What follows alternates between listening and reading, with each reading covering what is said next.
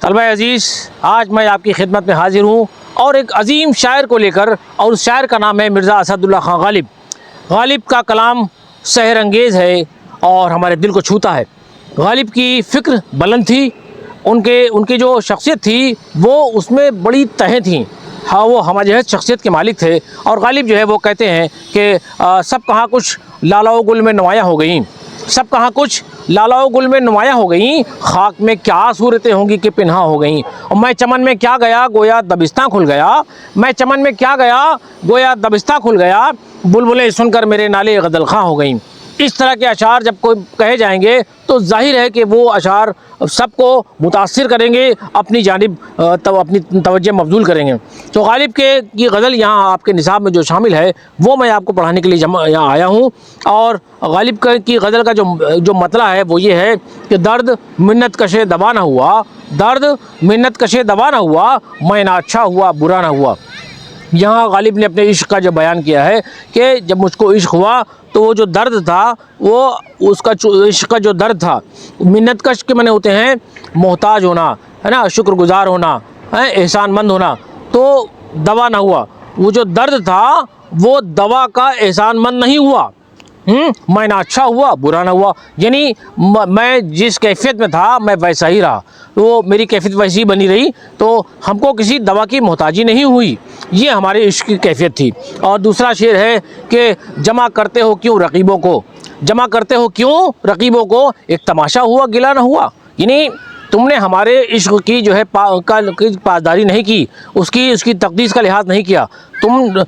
کیوں رقیبوں کو، رقیب کہتے ہیں دشمن کو، کیوں دشمنوں کو جمع کرتے ہو، ایک تماشا ہوا گلا نہ ہوا۔ تم کو اگر گلا کرنا تھا تو ہم سے آگے گلا کر لیتے، یہ تماشا کھڑا کرنے کی کیا ضرورت تھی کہ ہمارے دشمنوں کو جمع کر دیا تم نے۔ یہ ہے شعر کا مطلب۔ اور تیسرا شعر ہے کہ ہم کہاں قسمت آزمانے جائیں، ہم کہاں قسمت آزمانے جائیں، تو ہی جب خنجر آزمانا ہوا، یعنی ہم نے تو سوچا تھا کہ تم ہی ہمارے سینے پہ خنجر چلاؤ گے، لیکن جب تم ہی نے ہمارے سینے پہ خنجر نہیں چلایا تو ہم اپنے قسمت کو آزمانے کے لیے کسی دوسرے کوچے میں کیوں جائیں، کسی دوسرے در میں ہم کیوں جائیں۔ اور ہے خبر گرم ان کے آنے کی، ہے خبر گرم ان کے آنے کی، آج ہی گھر میں بوریا نہ ہوا، یعنی غالب یہ کہہ رہے ہیں کہ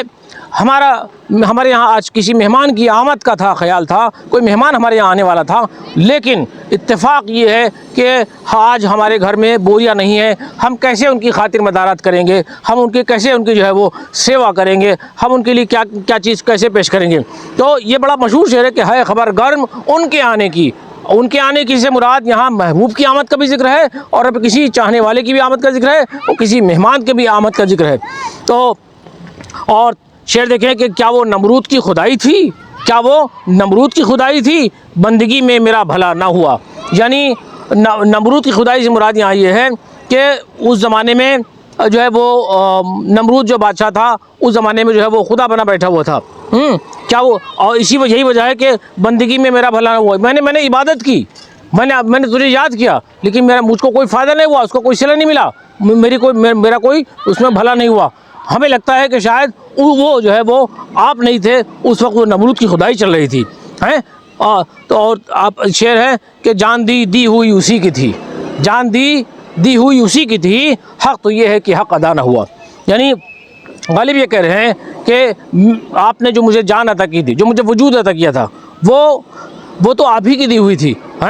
لیکن افسوس کہ حق تو یہ ہے کہ حق ادا نہ ہوا، مجھ کو اس دنیا میں آ کر جو بھی حقوق ادا کرنے تھے، جو بھی مجھ پر ذمہ داریاں تھیں، وہ مجھ سے پوری نہیں ہو پائیں، یہی وجہ ہے کہ حق تو یہ ہے کہ حق ادا نہ ہوا، مجھ سے آپ کی بندگی کا جو حق تھا وہ پورا نہیں ہوا۔ غالب یہاں اس بات کا اعتراف کر رہے ہیں، اور چونکہ غالب عظیم شاعر ہیں اور کہتے ہیں کہ کچھ تو پڑھیے کہ لوگ کہتے ہیں، کچھ تو پڑھیے کہ لوگ کہتے ہیں، آج غالب غزل سرا نہ ہوا۔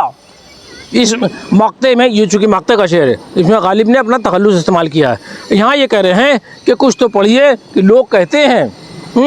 یعنی غالب کے بغیر کوئی محفل پوری نہیں ہوتی ہے، غالب کے بنا جو ہے کوئی مشاعرہ مکمل نہیں ہو سکتا ہے، اسی لیے لوگ یہ اس بات کی تشویش کر رہے ہیں، اس بات کے لیے جو ہے وہ چہ میں گوئیاں کر رہے ہیں، اس بات کی سرگوشیاں کر رہے ہیں کہ کچھ تو پڑھیے کہ لوگ کہتے ہیں